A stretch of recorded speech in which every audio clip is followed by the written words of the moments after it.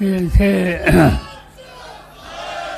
सगळ्यांनी विचारायचे की राष्ट्रवादी काँग्रेसचे महाराष्ट्राचे अध्यक्ष यांच्या भाती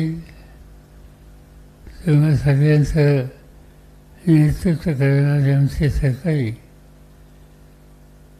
मानसिंगरावजी नाईक या सर्व उपस्थित असलेले सर्व काँग्रेस पक्ष, राष्ट्रवादी काँग्रेस पक्ष, उद्धव ठाकरेंच्या नेतृत्वाखालचा शिवसेना हा पक्ष आणि अन्य सगळे झाले त्या सगळ्यांचे पदाधिकारी आणि उपस्थित सरकारी बंधू भगिनी, आजचा दिवस हा या तारीखा फेम करणारा आणि महाराष्ट्राच्या एका अत्यंत कर्तृत्ववान अशा नेतृत्वाचं स्मरण करण्याचा दिवस आहे. 1 मेला महाराष्ट्र राज्य स्वतंत्र झालं. संयुक्त भारताची चळवळ होती. अनेक दिवस ही चळवळ चालली. अनेक लोक संघर्षात होते, तुरुंगामध्ये गेले आणि त्या कालखंडामध्ये सगळ्या महाराष्ट्र स्वतंत्र आणि एकत्र कसा करता येईल हा विचार होता. गुजरात आणि महाराष्ट्र या दोघांचं द्विभाषिक राज्य या ठिकाणी होतं आणि हे द्विभाषिक राज्य जाऊन मराठी भाषेचा सन्मान करण्याच्यासाठी मराठी भाषिकांचं राज्य व्हावं हा संघर्षाच्या काळामध्ये सुरू होता. आम्ही लोक सगळे कॉलेजमध्ये होतो आणि या संघर्षामध्ये लावणीकरणात सहभागी होतो. अनेकांनी जनमानस तयार करण्याच्यासाठी प्रयत्नांची पराकाष्ठा त्या काळात केली होती आणि त्या सगळ्यांची यादी जी करायची झाली, सगळं महाराष्ट्राचा माणूस जागा करण्याचं काम याच शिराळच्या मातीच्या पाचेगावच्या एका कर्तृत्वान शाहीराणी हा संबंध महाराष्ट्र जागा करायला प्रचंड अशा प्रकारची कामगिरी केली. त्या काळात शाहिराचं स्मरण हे तेव्हा सगळ्यांना होतं. हे राज्य कसं होईल त्याबद्दलची मागणी होती, पण खऱ्या अर्थानं हे राज्य करण्याच्यासाठी त्यावेळेच्या काँग्रेसच्या अध्यक्षा इंदिरा गांधी यांना मराठी माणसाचं मन समजून सांगण्याचं काम हे यशवंतरावजींनी केलं आणि इंदिराजींना घेऊन जवाहरलाल नेहरूंना हे महाराष्ट्र करण्याची आवश्यकता त्यांनी पटवून दिली आणि त्यानंतर 1 मे 1907 रोजी या राज्याची निर्मिती झाली. आणि म्हणून आजचा दिवस हा एक प्रकारचा ऐतिहासिक अशा प्रकारचा दिवस आहे. आजच्या दिवसाचा महिमा अण्णाभाऊ साठेंनी अनेक कार्यक्रमामधून सांगितलं होतं. अनेक त्यांची गीतं, अनेक त्यांची काव्य ही त्या काळच्या पिढीच्या मुखातून सातत्यानं असत. डोंगरी शेत माझं हे कुठं वगैरे वगैरे अनेक गाठी आहेत आणि ती सगळी गायली, मोठी केली आणि लोकांच्या कानामध्ये घुसवली ती अण्णाभाऊ साठेंनी. ते अण्णाभाऊ साठेसुद्धा या शिवसैनिकाचे आणि त्यामुळं या सगळ्यांचं स्मरण करणं हे तुमचं माझं कर्तव्य आहे. आणि म्हणून चव्हाण त्यांच्यापासून संयुक्त महाराष्ट्राच्यासाठी ज्यांनी खस्ता खाल्ल्या त्या सगळ्यांना मी अभिवादन करतो आणि माझे 2 शब्द या ठिकाणी सुरू करतो. आज कशाची आपण जमलं, आज या देशामध्ये एक वेगळी परिस्थिती झाली. या देशामध्ये देशाचा कारभार कसा चालवायचा यासंबंधीचे प्रश्न निर्माण झाले. हा देश स्वातंत्र्याच्या नंतर अनेक लोकांनी चालवला. जवाहरलाल नेहरू होते, लालबहादूर शास्त्री होते, गुलजारीलाल नंदा होते, नंतरच्या काळामध्ये इंदिरा गांधी होत्या, त्यांच्या नंतरच्या काळामध्ये राजीव गांधी होते, अटल बिहारी वाजपेयी होते अनेकांची नावं घेतायची, त्याच्यात नरसिंहराव यांची, डॉक्टर हनुमंत सिंग यांची, या सगळ्यांनी हा देश कसा चालवायचा या संबंधीचे आदर्श हे आपल्या सगळ्यांच्या समोर दिले. समाजाच्या समोर प्रश्न खूप आहेत, प्रश्न असतात, पण ते प्रश्न सोडवायचे कसे यासाठी दृष्टी लागते. अलीकडच्या काळामध्ये गेले 10 वर्ष आपण हे बघतो की हा सवन कारभार चालवायचा अधिकार मोदींच्या हातामध्ये गेलेला आहे. मोदी यांचं एक वैशिष्ट्य आहे की खरी गोष्ट असो आता खोटी नसो, प्रभावीपणाने लोकांच्या समोर मांडायची आणि आपलं सत्य या प्रकारचं एक वातावरण तयार करायचं. साधी गोष्ट आत्ता जयंतांनी उल्लेख केला, महाराष्ट्राचाच नाही तर देशाचा माणूस आज महागाईने त्रासला आहे. त्या महागाईच्या प्रश्नाच्या उद्देश एक उदाहरण जयंतांनी या ठिकाणी दिलं आहे. कितीतरी गोष्टी सांगता येतील ज्याचा उल्लेख त्यांनी या ठिकाणी केला की मोदी 2014ला सत्तेमध्ये आले आणि 2014ला सत्तेमध्ये येत असताना पहिली मागणी त्यांनी ही सांगितली लोकांना की आम्ही पेट्रोलचे दर हे खाली आणणार आहोत. त्यावेळेला पेट्रोलचा दर 71 होता, आज तो 106च्या पुढे गेलेला आहे. आणि आश्वासन काय दिलं होतं, हे भाव आम्ही खाली करणार. प्रत्येकाला घरामध्ये स्वयंपाक करण्याच्यासाठी आमच्या भगिनीला गॅस सिलेंडर लागतो. आणि त्या काळात मोदींनी सांगितलं 2014ला 410 रुपये सिलेंडरची जी किंमत आहे ती मी 50% कमी करणार. पण आज प्रत्येक समाजानं ती 1160चं पुढं हा दाबी बसलेली. आणि मला आठवतं की त्यावेळेला 10 वर्षापूर्वी मोदी मुंबईला आले होते आणि एका जाहीर सभेमध्ये सिलेंडरचा विषय त्यांनी काढला आणि सांगितलं याच्याचं 50 दिवसामध्ये आम्ही सत्ता आल्यावर किंमत खाली आणणार.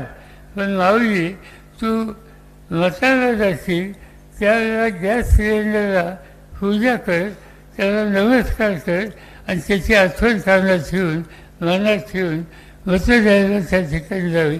तुझी खात्री आहे, आमची खात्री आहे की तुम्ही एवढी महागाई करणाऱ्यांना एका वेगळ्या दिशेला पाठवायची आवश्यकता आहे हे लक्षात घेऊन तुम्ही तुमच्या मताचा अनुभव त्या ठिकाणी करा. मोदी साहेबांनी आणखी एक गोष्ट सांगितली की या देशाच्या तरुण माणसावर कष्ट करायचा अधिकार आहे. आमचा आग्रह हा होता की त्यांनी कायदा करावा. आम्ही जबाबदारीने सांगू इच्छितो की महाराष्ट्रामध्ये आम्हा लोकांच्या हातामध्ये राज्य होतं, मी स्वतः राज्याचा प्रमुख होतो. त्या काळामध्ये एक महत्त्वाचा कायदा करण्याचा विचार होता. विसम भागे या सांगली जिल्ह्यांनी एक कर्तृत्वान विद्वान असे ग्रस्त आणि त्यांचं नेतृत्व महाराष्ट्राच्या विधिमंडळाला लागलं होतं.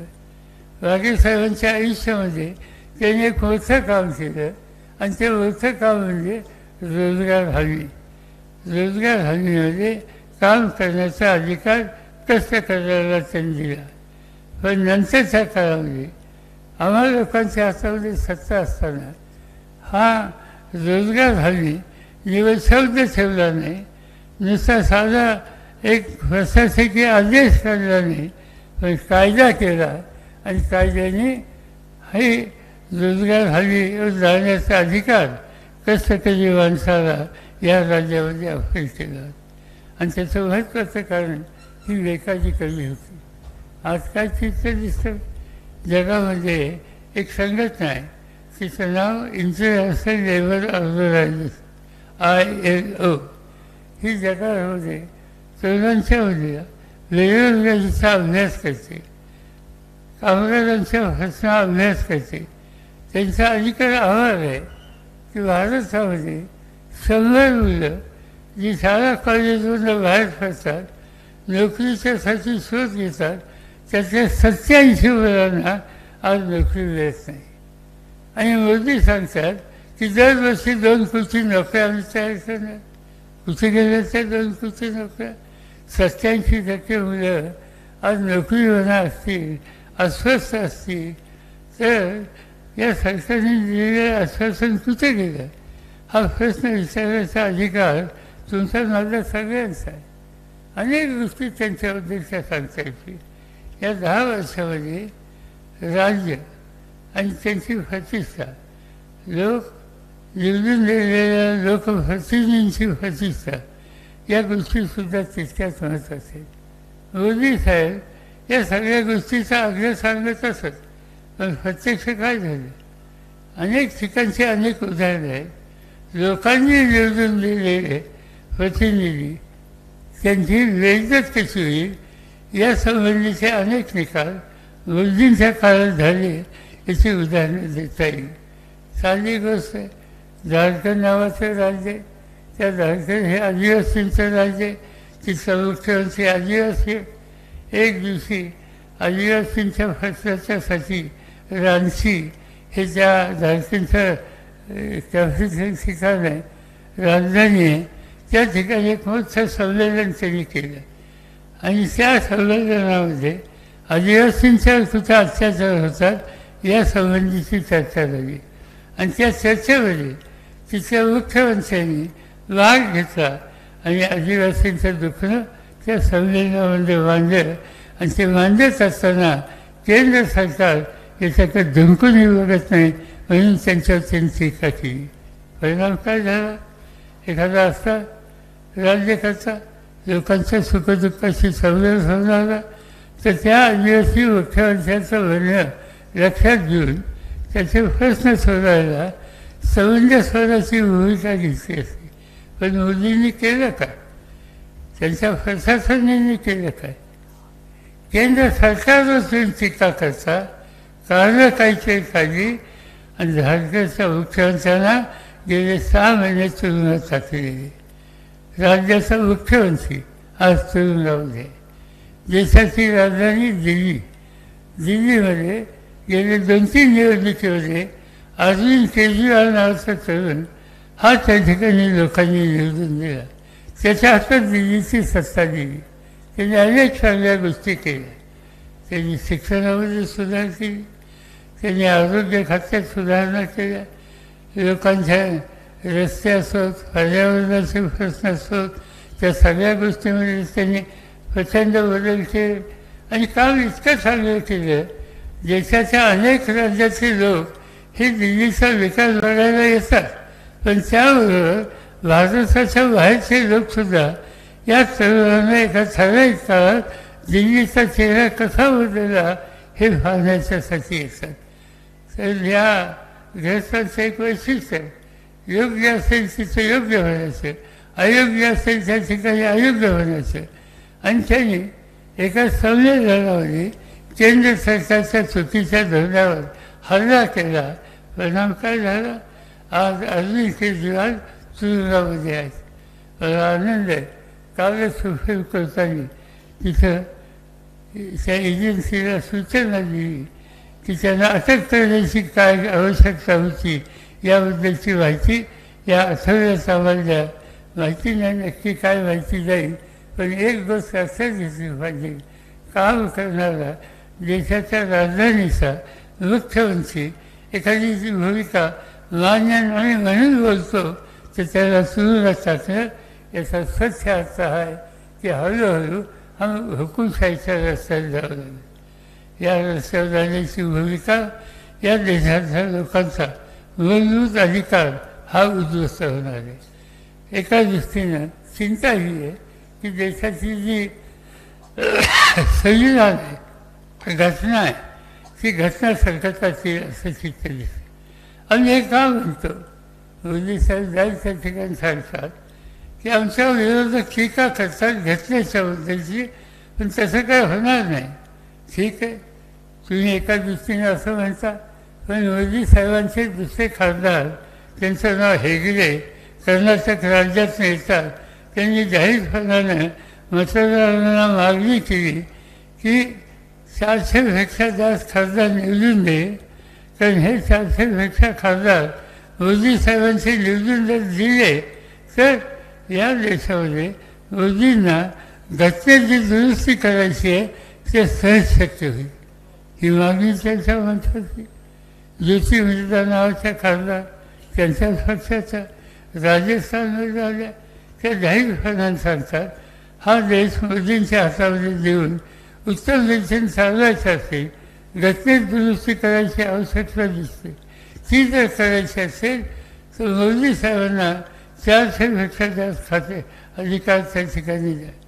अशाच प्रकारचे एक खासदार उत्तर प्रदेशमध्ये रजू साहेब त्यांचं नाव त्यांनी जाहीरपणाने मागणी केली लखनौला की या राज्यातल्या सगळ्या जनतेनं मोदी साहेबांना 400पेक्षा जास्त जागा द्याव्यात की जेणेकरून घटना बदलायचं काम हे सहजपणानं सोपं. आज एका बाजूला मोदी म्हणतात की या रस्त्याने आम्ही जाणार नाही आणि दुसऱ्या बाजूने त्यांचे पार्लमेंटमधले सहकारी सतत बोलत आहेत की हे करायचं आहे, हे करण्याच्यासाठी मोदींना शक्ती द्या, त्यांना अधिकार द्या. याचा अर्थ सच आहे.